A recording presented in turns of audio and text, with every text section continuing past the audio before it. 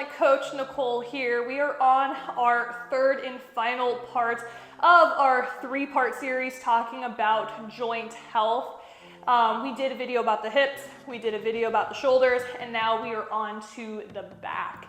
Now, like I said in all of these other videos, this is going to be really good to do as a warm-up routine before you start working out, or if you are recovering from an injury, this will be a good prehab rehab session. Otherwise, if you are just older and you're trying to work on more of the vitality side of things, this is good to just keep into your routine. So we are going to be following a little bit of a pattern. We are first going to start with some stretching and some manual massage with the foam roller. So you're going to go ahead and get that out. We're going to start by putting that foam roller in the middle of our back, and then we're going to lift those hips up. We're going to roll it to the top of our shoulders and roll it back down to the mid back. The reason why I am emphasizing that is because we don't want to foam roll our lower back. Our lower back is very sensitive and it's easy to hurt. So if we are putting a lot of pressure from the foam roller on the lower back, you're just increasing your risk for injury. So we're keeping it all mid to upper back. You can see my elbows are down to start with. I'm going to bring my elbows up, bring my arms up, so it's just kind of moving those shoulder blades off to the side. Oof, you just get them in a little bit of a different position and you can really feel that change. The biggest thing I love about foam rolling is when your back cracks. Like, that's just such a satisfying feeling. And I never have to crack my back again because I do this every single day and it just gets that out of there. Same thing with like your neck. You're not supposed to crack it yourself. So by just adding some foam rolling, it really helps. Now, of course, you're not foam rolling your neck, but your neck is attached to your back. So if your back's in good health, more than likely your neck's gonna be in good health too. So we're just putting that off to the side. We are going to be laying flat back and we are going to be doing some stretches for that lower back now. We're gonna have our hands out to the side. I'm taking one leg, I'm tossing it over, just holding it for a couple of seconds. You might feel it a little bit in that hip as well. If you are, just bring that leg a little bit lower and straighten it out. You can kind of play around with the position and see which feels better for you and where you feel it the most in your back. But we're just gonna go back and forth between those two sides. Again, if you feel your back crack, totally normal. It's just your back releasing some tension. We're not going to intentionally try to crack it. We're not forcing our leg down, but we're just letting our body relax through these stretches. And if it happens, it happens.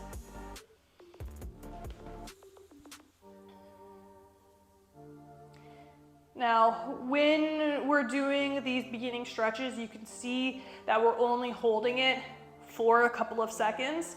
That is going to be for the purpose of a warm-up. If we are doing this before we work out, we do not want to static stretch, meaning holding this position for 30 seconds, for a minute, anything longer. We want to reserve that for the end of the workout. We are preparing our body for movement.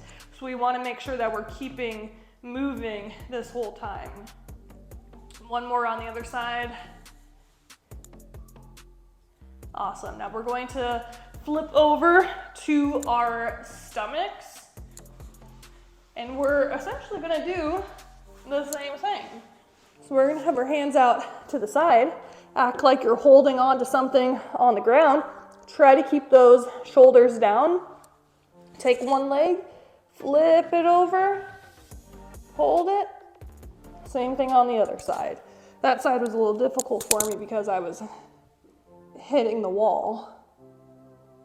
So just make sure you got plenty of room while you're doing this.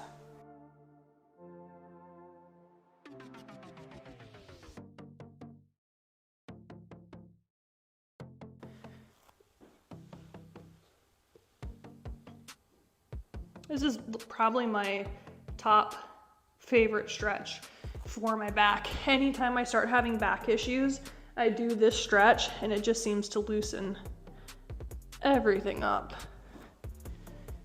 One more time.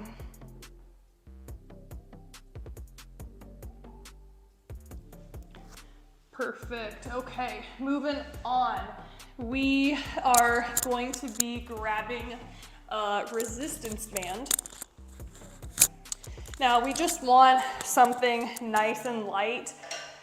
This is gonna be a movement where it's a small muscle. We don't work this muscle a lot, so we don't need anything intense. This is just a 10-pound band, but I'm going to wrap it around my hands. The further apart it is, the less stretch it's gonna have in the band, which means that movement's gonna be easier. The closer you hold, the harder it's going to be. Now this is going to be a big range of motion, so you wanna make sure there's enough room in the band where you can fully go through the range. But we're going to have our hands on the ground, knees on the ground, back nice and flat, core tucked in. From here, I'm taking one arm, I'm keeping it straight, but I'm rotating up towards the sky and bringing it back down. So if you've ever done T rotations before, which is essentially this, just without the band, it's gonna be, well, like I said, same exact thing. We're just adding some resistance to it. And now you can see that we are now moving into more of the strengthening portion, which is such a massive key because we can stretch all we want, but if we never take the time to actually strengthen the area, it's not gonna help us out. Because being tight sometimes can be the issue, but a lot of the time, another edge of the issue is because of a weak balance in muscle. So flip to the other side, same exact thing.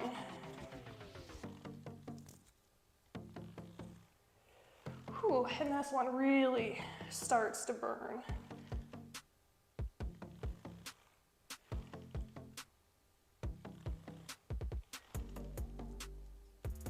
Keep it going.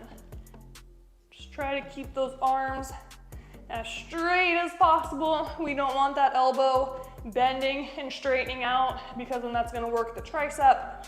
And this is not a tricep video. This is a back video. One more time. Good, go ahead and relax. We are gonna take that, put it off to the side. That worked more of our upper/middle back. Now we're gonna be working more on our lower back. So we are going to go down onto our stomachs and we are going to do Superman. So we're gonna have our hands out in front of us, legs out. We're gonna have that chest down and then we're going to lift up as far as we can and then come back down. Repeating that motion. Squeezing those glutes as we come up too. Having strong glutes is gonna help lower back issues as well.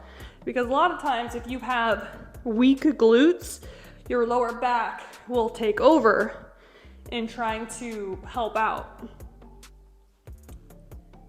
It's funny, because our body's just one big chain. There's an issue in one area, it's easy for that issue to go to somewhere else. Good. Now from here, hands down, we're going to lift that chest up and we're rocking side to side. Now we're working more on those muscles that are on the side of our spine, the ones that are responsible for bending us. And we're just tapping our hands. Think about trying to reach down towards your knees. Whew, you feel that burn. Keep going.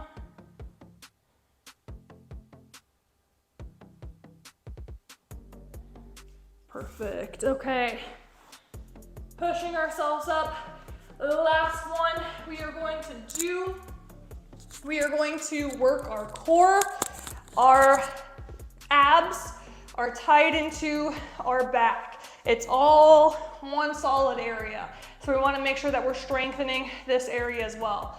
So we're going to go into a hollow hold. So we're going to sit up tall, roll the shoulders back, tuck that core in like we're crunching down. And then from here, hands above the head, and we're going to raise those feet off, and we're just going to hold it. Now, if this is too difficult, you can take your feet and you can place them on the ground. But if you want a little bit more of a challenge, have those feet up. Whoo, instantly, I started to shake. I did this yesterday in my ab routine. I think my abs are still a little sore. Good, keep it holding. 5 more seconds. 5, 4, 3, 2, 1, and relax. That is going to be your back routine. Again, do this before you have a back weightlifting day, or if you were prehabbing or rehabbing from a back injury, this is going to be fantastic for it. Otherwise, if you have not checked out the other videos for hip health or shoulder health, make sure you go watch that. But otherwise, I will see you guys later. Bye.